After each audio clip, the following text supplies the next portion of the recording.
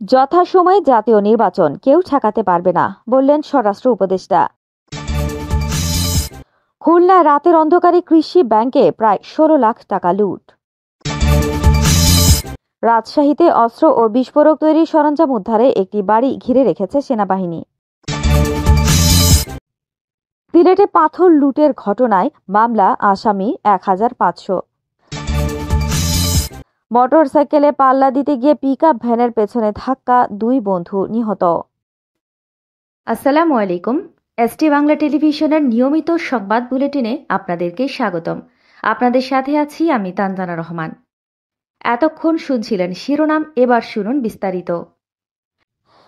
স্বরাষ্ট্র উপদেষ্টা lieutenant general অবসরপ্রাপ্ত জাহাঙ্গীর আলম চৌধুরী বলেছেন, যথাসময়ে জাতীয় নির্বাচন হবে, কেউ ঠেকাতে পারবে না। শনিবার রাজধানীর মোহাম্মদপুরে কৃষি মার্কেট পরিদর্শন শেষে এই কথা বলেন তিনি। প্রধান উপদেষ্টা নির্বাচনের তারিখ নির্ধারণ করেছেন, কিন্তু কিছু কিছু রাজনৈতিক দলের পক্ষ থেকে বলা হচ্ছে ফেব্রুয়ারিতে নির্বাচন হবে না। সাংবাদিকদের এমন প্রশ্নের জবাবে স্বরাষ্ট্র উপদেষ্টা বলেন, প্রধান উপদেষ্টা যেটা বলেছেন সেটার উপরে আমাদের কারো কোনো কথা নেই। তিনি যে তারিখ বলেছেন সে তারিখে নির্বাচন হবে, যে মাসে বলেছেন ওই মাসেই নির্বাচন হবে। কে কি বলল ওটা শোনার আমাদের দরকার নেই। এদিকে 15 আগস্ট রূপসা ঘাট শাখায় কৃষি ব্যাংকের গেট ও লকার ভেঙে 16 লাখ টাকা লুট হয়েছে। তবে কোন সময় এই ঘটনা ঘটেছে তা নিশ্চিত করা যায়নি। ব্যাংকের এই শাখাটি খুলনা মংলা মহাসড়কের পাশে অবস্থিত। ব্যাংকের সিকিউরিটি গার্ড আবুল কাশেম রাত 10টায় ব্যাংকে এসে দেখেন ব্যাংকের মূল গেটের তালা ভাঙা ও ব্যাংকের ভেতরে যে দেখেন মূল গেট ও লকার ভাঙা এবং মালামাল তছনছ করা। সাথে সাথে তিনি ব্যাংক কর্মকর্তাকে জানান। ব্যাংক কর্তৃপক্ষ সঙ্গে সঙ্গে থানায় জানালে থানার অফিসার ইনচার্জ মাহফুজুর রহমান সহ অন্যান্য অফিসার ও ফাঁড়ি পুলিশ আসে।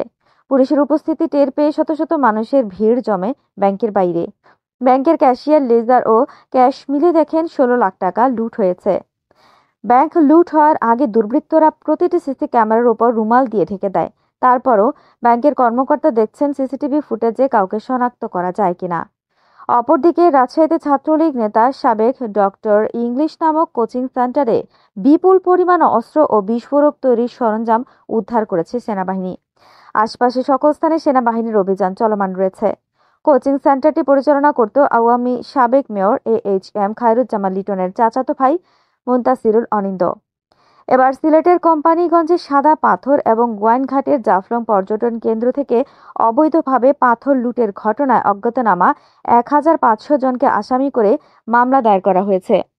মামলাটি করেছেন খনিজ সম্পদ উন্নয়ন ব্যুরোর মহাপরিচালক মোহাম্মদ আনোয়ারুল হাবিব এবং কুষ্টিয়ার ভেড়ামারার বন্ধুদের সঙ্গে মোটর সাইকেল নিয়ে গতির পাল্লা দিতে গিয়ে পিকআপ ভ্যানের সঙ্গে ধাক্কা লেগে 2 বন্ধুর মৃত্যু হয়েছে।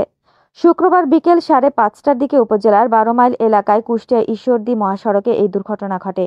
নিহত 2 বন্ধুর একজন হলেন জেলার দৌলতপুর উপজেলা তারাগুনিয়া সর্দারপাড়া গ্রামের লিপ্লু হোসেনের ছেলে মাহিন হোসেন ও অন্যজন মথুরাপুর গ্রামের কুরবান আলীর ছেলে সিয়াম হোসেন।